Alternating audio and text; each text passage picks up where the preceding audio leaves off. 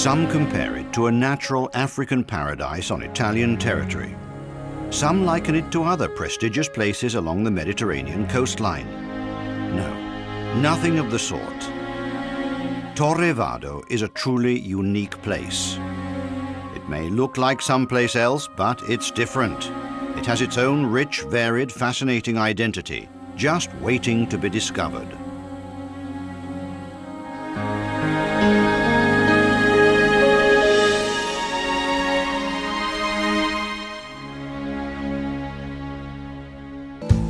Strong but not overpowering, the 16th century tower stands guard over the harbour in the town to which it has lent its name, Torre Vado.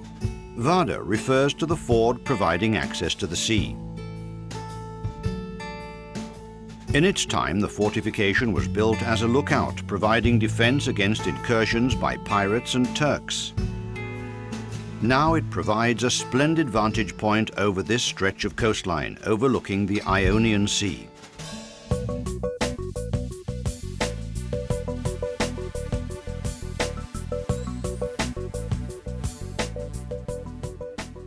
A rolling sea, an unusual, curious, fascinating spectacle. Dozens of freshwater springs gurgling here and there along the rocky coastline. A prelude to the white stretch of sandy beach that takes you there. This is the first surprise that Torre Vado has for us. Here you can easily end up face to face with aquatic birds, attracted by pure, clear, uncontaminated water and good fishing. This strange mix of fresh and salt water was considered a source of health long ago, a belief now being revisited today. The waters are truly healthy here for a number of reasons, at least 3. The water is rich in salt. This fresh yet salty water lightens heavy legs for those who have that problem. We also get beneficial vasoconstriction from the cold, which acts on capillaries. So we can say that's good for you.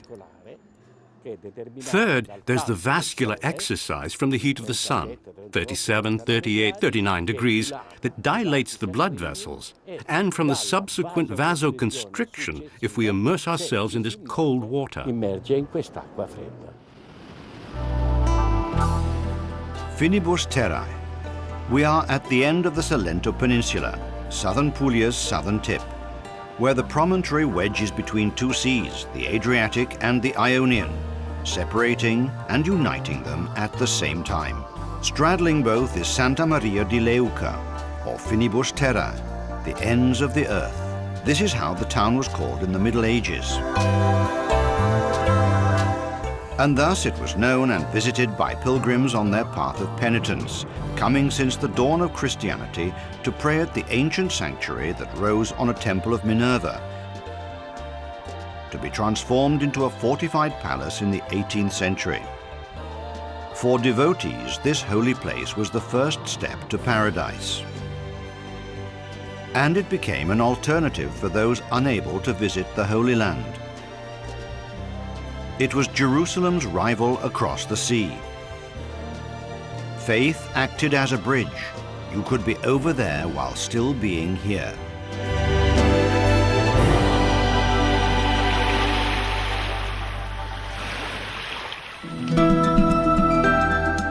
If for the faithful, crossing the sanctuary's threshold is like setting foot in heaven, for the tourist, entering the territory of Torre Vado is like being in a paradise of nature, among choreographic arrangements of prickly pear plants or beneath majestic ceratonia trees, before statuesque age-old olive trees,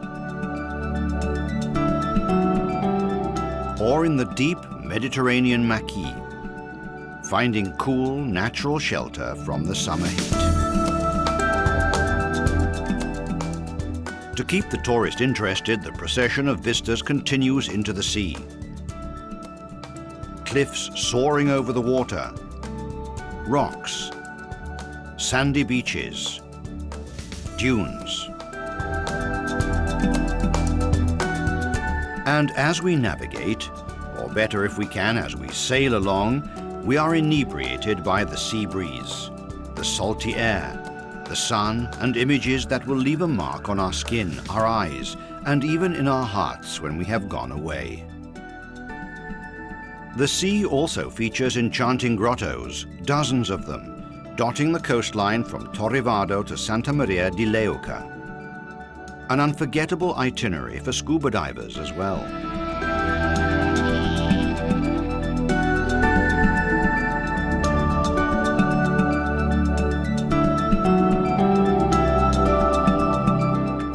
The names are imaginative.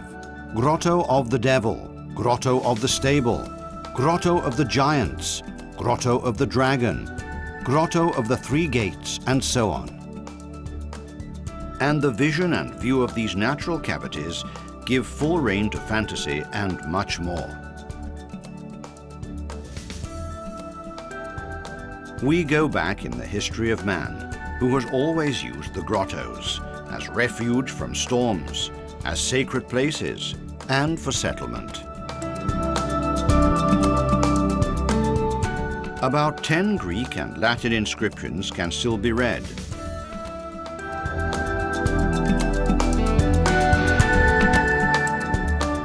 They are found in what may be defined as the marine chapel of the southern Salento, the Grotta Porcinara.